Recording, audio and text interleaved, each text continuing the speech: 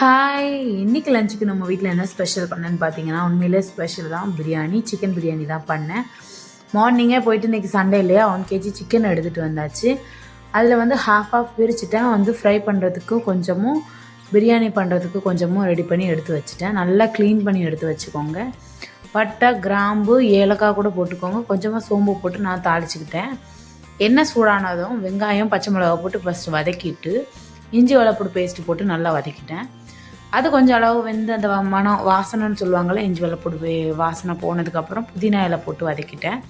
Side by side வந்து fry பண்ணுறதுக்கும் marinate பண்ணி வச்சுட்டேன் ஒரு ஓரமாக. லாஸ்ட்டாக வந்து தக்காளி போட்டு நல்லா வதக்கிட்டு, நம்ம கழுவி வச்சுருந்த கறி எடுத்து அதோடு போட்டு நல்லா மிக்ஸ் பண்ணிட்டேன்.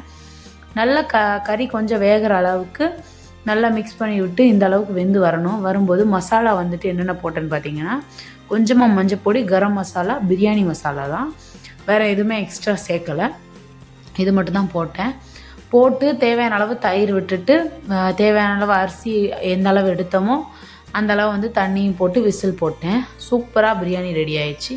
நீங்கள் இன்றைக்கி என்ன லஞ்ச் செஞ்சீங்க அப்படின்னு கீழே கமெண்ட் பண்ணுங்கள்.